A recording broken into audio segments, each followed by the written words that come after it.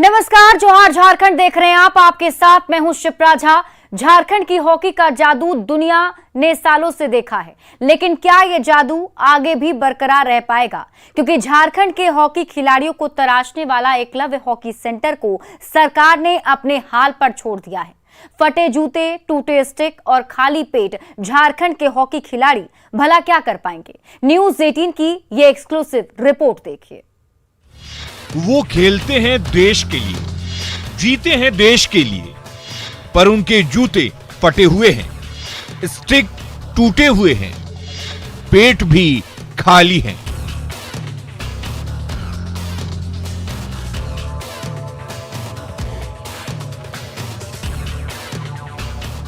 जी हां, ये हाल है झारखंड के टॉप हॉकी ट्रेनिंग सेंटर यानी एकलव्य हॉकी सेंटर का, जहां झारखंड की हॉकी प्रतिभाओं को निखारने का दावा जोर शोर से किया जाता है।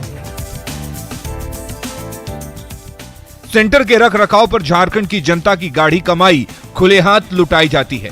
झारखंड सरकार अपनी पीठ थपथपाते नहीं थकती, पर जब न्यूज़ 18 की टीम एकलव्य हॉकी सेंटर पहुंची तो उन तमाम दावों की पोल खुलकर रह गई। आधा पेट खाकर हॉकी खिलाड़ी दिन भर पसीना बहाते हैं। हम इस समय मौजूद हैं एकलव्य प्रशिक्षण केंद्र में, जो कि आवासीय प्रशिक्षण केंद्र है, और यहाँ पर नेशनल स्तर के खिलाड़ियों को बाकायदा हॉकी का प्रशिक्षण दिया जाता है। लेकिन खिलाड़ियों को जो डाइट दी जाती है वो डाइट किस तरीके की है? तो आप अभी सुबह का नाश्ता कर रहे हैं? जी सर, अभी का। सुबह के नाश्ते में आपने कितनी रोटी ली है? 6 रोटी। 6 रोटी। और ये सब्जी किस चीज की है? चना और आलू। तो चना और आलू की सब्जी जो आपने ली है, तो क्या नाश्ते में नियम क्या है देने का? सर ये मतलब ऐसे ही मिल है के लिए। अंडा हर दिन मिलता है, लेकिन हम लोग जो खाते हैं, जो हम लोग अभ्यास करते हैं, जितना बेनिफिट रहते हैं उतना हम लोग को डाइट खाने पीने सही डाइट नहीं मिल रहा है हम लोग को। जो हम लोग मेहनत कर रहे हैं उस हिसाब से हम लोग को खाने पीने के लिए बहुत कम मिल रहा है। खाने पीने के लिए उससे हम लोग का शरीर भी रिकवरी नहीं हो रहा है। आप देख रहे हैं कि खिलाड़ियों की जो प्लेट है, उस प्लेट को देखकर ये अंदाजा लगा सकते हैं कि उन्हें कितनी कैलोरी मिली है। जैसा कि बताया जा रहा है कि खिलाड़ियों की थाली में जो फल की वैरायटी होनी चाहिए, जो नाश्ता खाना हो या रात का डिनर हो, जितनी प्रचुर मात्रा में यहाँ पर कैलोरी मिलनी चाहिए, खिलाड़ियों का साफ कहना है कि उतना नहीं मिल रहा है। एकलव्य हॉकी सेंटर में 31 पुरुष और 20 महिला खिलाड़ी ट्रेनिंग ले रहे हैं, पर एक खिलाड़ी के खाने पर एक दिन में 175 रुपए खर्च करने का ही बजट है, जिसमें सुबह के नाश्ते से लेकर दोपहर का खाना और रात का डिनर तक शामिल है। इसके विपरीत दिल्ली, बेंगलुरु और चंडीगढ़ जैसे हॉकी सेंटर में एक खिलाड़ी के डाइट पर एक दिन में 450 रुपए खर्च किए जाते हैं। अब आप ही सोचिए, आधे पेट खाकर झारखंड के ये होनहार खिलाड़ी भला कैसे नेशनल और इंटरनेशनल खिलाड़ियों को टक्कर दे सकते हैं?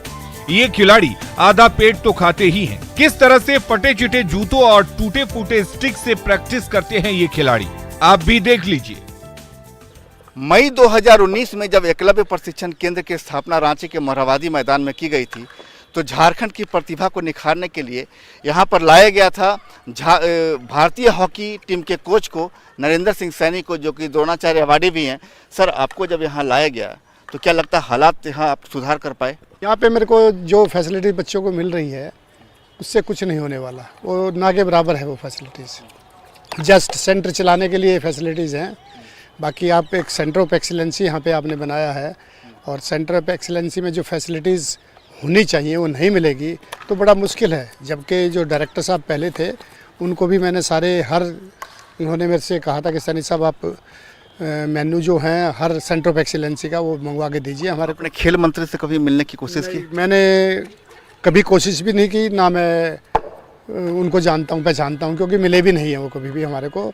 तो मैं चाह रहा था, मैंने कई बार बोला भी, मैं सीएम साहब से भी मिलना चाह रहा था इस मामले में, लेकिन मुलाकात नहीं हो पा रही है। कारण कुछ भी हो सकते हैं, तो हो सकता है मैंने 1-2 आदमी को बोला भी था कि भाई मेरे को मिलवाओ सीएम साहब को। अभी अगर प्रेजेंट जो कहा जाए तो क्या क्या सुविधा चाहते हैं? सुविधा तो है ही कुछ नहीं यहाँ पे सारे। हाँ, जो सुविधा मिलनी चाहिए, ना बच्चों के पास इक्विपमेंट्स है, ना इंफ्रास्ट्रक्चर है कोई, ना खाने का कोई अच्छा वो है, ना बच्चों के पास शूज़ हैं, ना गोलकीपर के पास पैड हैं, ना खेलने के लिए ट्रेनिंग के लिए बॉल हैं। हमारे पास बॉल हैं, ये बड़ी हार्ड बॉल है, वो भी हमने DSO 19 में ली थी, वही बॉल चल रहे हैं अभी। हरे भरे ग्राउंड में दिन भर पसीना बहा रहे ये खिलाड़ी भी देश और दुनिया भर में झारखंड का नाम रोशन करने का सपना तो जरूर देखते हैं, पर फटे पुराने जूते और टूटे फूटे स्टिक उनके सपनों पर ग्रहण लगा देते हैं। जिस झारखंड को हॉकी की नर्सरी कहा जाता है, आज हम देखेंगे कि हॉकी की वो नर्सरी कितनी सेहतमंद है। हम यहाँ मौजूद हैं एकलव्य प्रशिक्षण केंद्र में, जो कि रांची के मोरहाबादी मैदान में है, और यहाँ पर तमाम जो नेशनल प्लेयर होते हैं, राज्य के टॉप हॉकी खिलाड़ी होते हैं, उन्हीं को यहाँ बुलाकर आवासीय प्रशिक्षण दिया जाता है। मेरे पास खेलने का सामग्री नहीं है, ये है ऐसा टूटा, और हमारे जूता भी इस प्रकार से फटल जूता है। सरकार ने हमें नहीं दिला रही है खाने पीने का लेकर, और जो हमारे जो खेलने का सामग्री है वो हमें नहीं मिल पा रही है, जिससे खेलने में दिक्कत आ रही है। खास करके हॉकी प्लेयर सारे नेशनल प्लेयर हैं यहाँ पे, आधा से अधिक लोग झारखंड में जितने भी हैं, लेकिन फिर भी वो अभी तक हमें ना ही किट की सुविधा देते हैं, ना ही डाइट की, ना ही किसी भी चीज़ की सुविधा नहीं दे रहे हैं अभी तक। देख लीजिए हॉकी का हाल झारखंड में कि किस तरह टूटी हुई हॉकी है, लेकिन खिलाड़ी जो हैं, आपकी हॉकी दिखलाइए, इनकी हॉकी है, देखिए यहाँ भी पूरी हॉकी बीच में टूटी हुई है। आप देख रहे हैं पूरी स्टिक यहाँ पर टूटी हुई नज़र आ रही है। इस तरफ में आप देखिए, तो खिलाड़ियों का आपको क्या चाहिए? हमें गवर्नमेंट से ही उम्मीद करते हैं कि वो हमें अच्छा किट मिलना चाहिए यहाँ पे, और झारखंड सरकार से उम्मीद करेंगे कि वो हमारे खिलाड़ियों के ऊपर ध्यान दे। देखिए गर्व होता है जब ये बताते हैं कि हमने हॉकी खेली है, हर जगह पर हॉकी खेली है, लेकिन उतनी ही शर्म झेलनी पड़ती है जब हम ये दिखाते हैं कि मेरी हॉकी टूटी हुई है। देखिए यहाँ पर साफ इनकी हॉकी टूटी हुई नज़र आ रही है। आप इसी टूटी हॉकी से स्टिक से प्रैक्टिस करती हैं? यस सर, हम लोग स्टिक जूता कुछ नहीं मिला है। समझ जाइए कि कर्ज लेकर पापा सामान खरीदते हैं कि बेटी का भविष्य उज्जवल होगा। बेटी यहाँ मायूसी झेलती है, लेकिन पापा को नहीं बताती, क्योंकि पापा को तकलीफ होगी कि जिस बेटी को बड़ी उम्मीदों के साथ रांची का एकलव्य प्रशिक्षण केंद्र भेजा है, बेटी वहाँ परेशानियों का सामना कर रही है। लिहाजा सरकार से ये मांग है कि अगर झारखंड में हॉकी को बढ़ाना है तो सबसे पहले एकलव्य प्रशिक्षण केंद्र के स्तर को उठाना होगा। रांची में साल 2019 में खुले इस एकलव्य हॉकी सेंटर का मकसद था बेस्ट टैलेंट को इंटरनेशनल स्तर पर निखारना, लेकिन 3.5 साल में ही सारे के सारे दावे और सारे के सारे सपने चकनाचूर होकर रह गए। संजय सिन्हा, न्यूज़ 18, रांची। झारखंड के राज्यपाल रमेश बैस शाम 5:30 बजे दिल्ली से रांची लौट आए। थोड़ी देर में उनका काफिला कड़ी सुरक्षा के बीच एयरपोर्ट से राजभवन भी पहुंच गया। ठीक इसी समय मुख्यमंत्री हेमंत सोरेन झारखंड मंत्रालय में सरकारी कामकाज में व्यस्त दिखे, जहां उन्होंने जैप आईटी के बोर्ड ऑफ डायरेक्टर की मीटिंग की अध्यक्षता की। इसके बाद जब वो दफ्तर से बाहर निकले तो कई लोगों ने उनसे मुलाकात की। इस दौरान झारखंड मंत्रालय के बाहर मुख्यमंत्री को फोन पर बात करते भी देखा गया। थोड़ी देर बाद सीएम हेमंत सोरेन खुद कार ड्राइव करते हुए अपने आवास लौट आए। झारखंड के राज्यपाल रमेश बैस पिछले 15 दिन में दूसरे दिल्ली दौरे से रांची वापस लौट आए हैं। अब एक बार फिर से पूरे झारखंड की निगाहें राजभवन पर टिक गई हैं, क्योंकि मुख्यमंत्री हेमंत सोरेन की विधानसभा सदस्यता को लेकर निर्वाचन आयोग की सिफारिश चिट्ठी अभी भी राजभवन में ही अटकी हुई है। न्यूज़ 18 संवाददाता ओम प्रकाश की रिपोर्ट देखिए। 25 अगस्त से ही झारखंड में सियासी बवंडर जो मचा है वो कहीं न कहीं अब भी बदस्तूर जारी है। साफ तौर से राज्यपाल आज रांची पहुंचे हैं और कहा जा सकता है कि तमाम जो राजनीतिक दल हैं उनकी निगाहें राजभवन पर टकटकी लगाए हुए हैं कि कब राज्यपाल की तरफ से कोई निर्णय आएगा। इसे लेकर राजभवन और इलेक्शन कमीशन दोनों से मांग सरकार के प्रतिनिधियों ने की, जिसके बाद 28 अगस्त को यूपीए के विधायक छत्तीसगढ़ के रायपुर के लिए रवाना हो गए, जहां मेफेयर रिजॉर्ट में सभी विधायकों को रखा गया। ऑफिस और प्रॉफिट मामले को लेकर राज्यपाल के पास निर्वाचन आयोग के पहुंचे लिफाफे ने झारखंड में सियासी बवंडर ला दिया है। पूरे मामले को लेकर अब भी जो भ्रम जाल है वो झारखंड में अभी भी पसरा हुआ है। खासतौर से अगर बात की जाए तो जो सियासी दल हैं उनकी निगाहें राजभवन की ओर टिकी हुई हैं, और अब जब राज्यपाल रांची पहुंच चुकी हैं तो उम्मीद की जा रही है कि जल्द ये बादल छट सकते हैं। देखना होगा अब राज्यपाल की तरफ से कब तक निर्णय आता है और इस मसले पर जो निर्णय आता है उसका झारखंड के सियासत पर क्या कुछ असर पड़ता है। कैमरामैन संजीव तिवारी के साथ ओम प्रकाश, न्यूज़ 18 रांची। दुमका के जेएमएम विधायक बसंत सोरेन ने बेतुका बयान दिया है। दुमका दौरे के दौरान मीडिया ने उनसे सवाल किया कि रांची में उथल पुथल के बीच वो दिल्ली क्यों चले गए थे। जवाब में बसंत सोरेन ने हंसते हुए कहा कि उनके अंडरगारमेंट्स कम हो गए थे, जिसे खरीदने के लिए वो दिल्ली चले गए थे। इस बयान की विपक्षी दलों ने कड़ी निंदा की है। एक्चुअली हम पिछले ये भी बताए थे कि एक्चुअली मेरे अंडरगारमेंट्स कम हो गए, तो अंडरगारमेंट्स खरीदने में दिल्ली चला गया। दिल्ली से लाते हैं? हाँ, हम दिल्ली से लाते हैं। जेएमएम विधायक बसंत सोरेन के बेतुके बोल पर झारखंड की सियासत भी गर्मा गई। जेएमएम ने इसे हंसी ठिठोली में बोली गई बात कहकर बचाव किया, तो बीजेपी ने आरोप लगाया कि सत्ता के मद में जेएमएम नेता संवेदनहीन हो गए। उन्होंने पूरी तरह से अनौपचारिक रूप से बातचीत के क्रम में हंसी ठिठोली में इस तरह की बातें कही।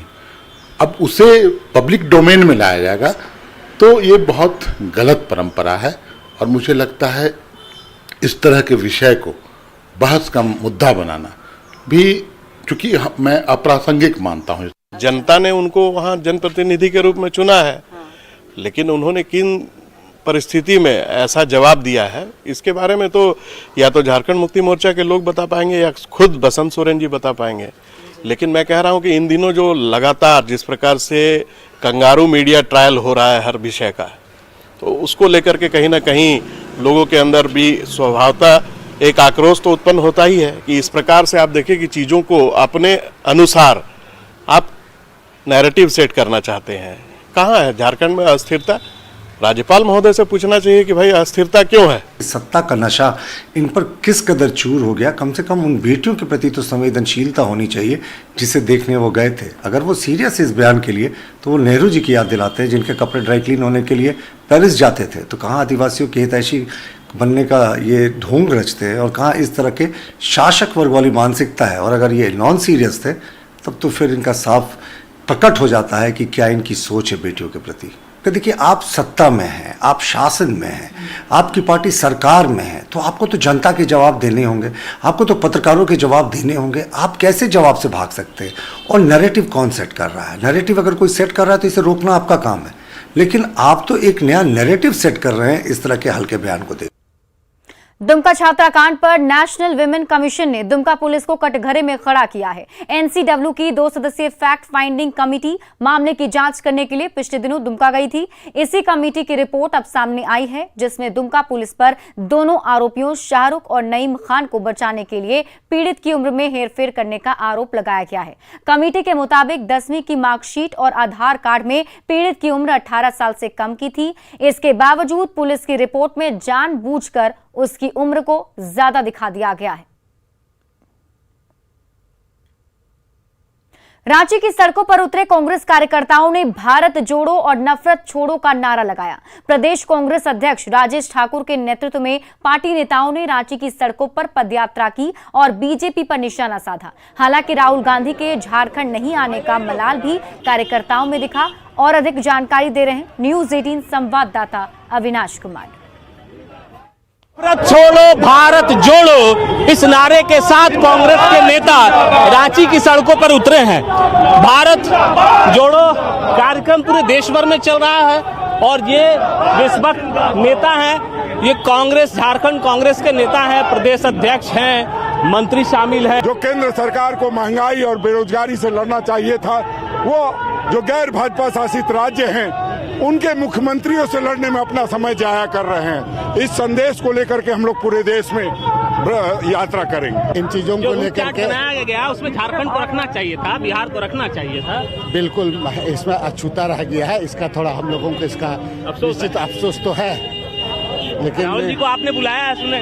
नहीं, ये इसी के लिए हम ये यात्रा खत्म होने के बाद झारखंड का दौरा निश्चित रूप से राहुल गांधी जी करेंगे। ये भाजपा के लोग नफरत पैदा करके, भय पैदा करके, लोकतंत्र की हत्या करके, संवैधानिक संस्थाओं को लगाकर जो हमारे उनके विरोधी हैं उनको समाप्त करना चाहते हैं। लेकिन ये देश विविधता में एकता का देश है। और फिलहाल इस बुलेटिन में अभी के लिए बस इतना ही। आप देखते रहिए न्यूज़ 18 बिहार झारखंड।